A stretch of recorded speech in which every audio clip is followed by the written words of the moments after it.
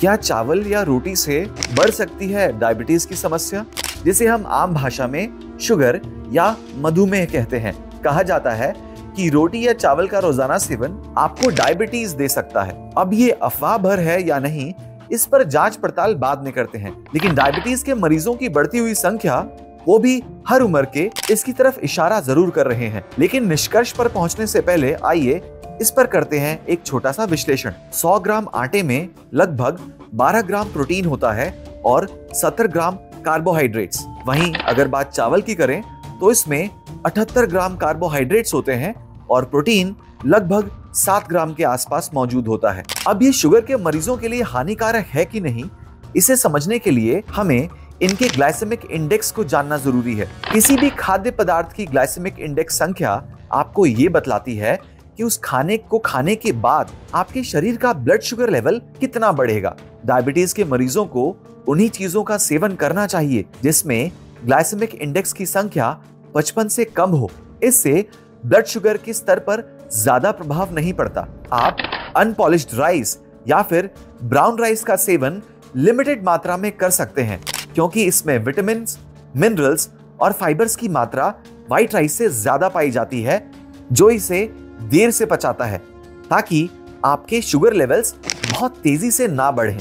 बात करें अगर आटे की, विकल्प के तौर पर आप जौ यानी बार्ले से बनी हुई रोटी का इस्तेमाल कर सकते हैं, जो आपके शुगर लेवल्स को बैलेंस में रख सकता है। आइए अब जानते हैं कि हकीम सुलेमान साहब इस बारे में क्या कहते हैं। अब की बार जब ये तय हुआ वर्ल्ड हेल्थ ऑर्गेनाइजेशन से कि आखिर सबसे बड़ा मर्ज हो क्या गया है, तो यही सवाल आया कि सबसे बड़ा मर्ज अब डायबिटीज़ होता जा रहा है और हर तीसरे चौथे आदमी को डायबिटीज़ होती जा रही है। क्या किया जाए? जब इलाज के बारे में देखा गया तो इलाज में तो वही जो इलाज चलता चला आ रहा है, वही उसी इलाज को माना गया कि वही दवाएं, वही जो नुस्खे आप खाते हैं, वही दवाएं जो खाते हैं वही खाते रहेंगे जब तक कोई ऐसी मेडिसिन नहीं आ जाती जो डायबिटीज़ पर और बेहतर काम कर सके। तो मल्टीग्रेन के बारे में वर्ल्ड हेल्थ ऑर्गेनाइजेशन ने बात की कि मल्टीग्रेन खाएं।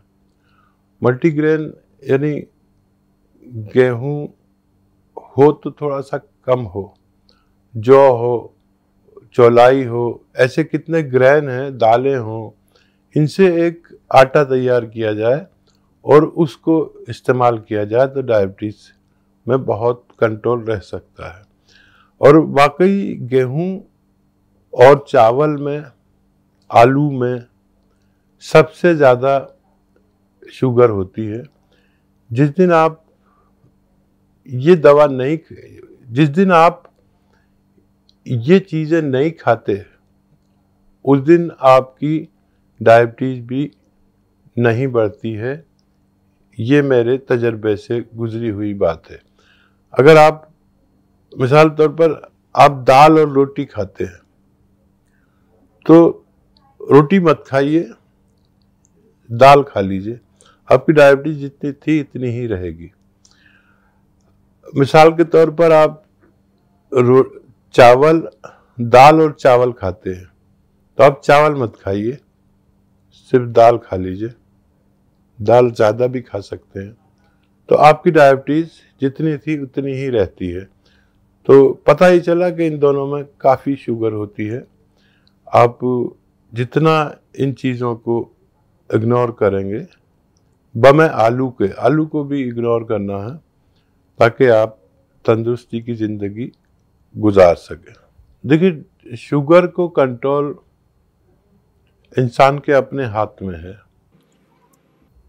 गर्म पानी ज़रूर पिए, एक से ज़्यादा बार खूब गर्म पानी पिए, इससे आपकी डायबिटीज़ कंट्रोल होती है।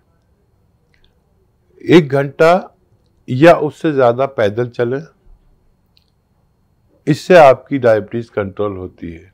और शुगर के मरीज को जब ज़्यादा शुगर परेशान करती है, और जो लोग शुगर के मरीज पैदल नहीं चलते, उनको एक रोग हो सकता है गैंग्रीन।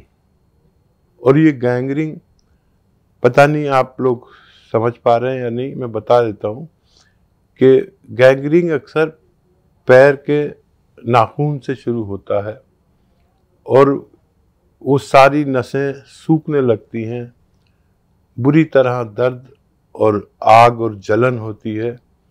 पता चलता है कि आपको गैंग्रीन हो गया।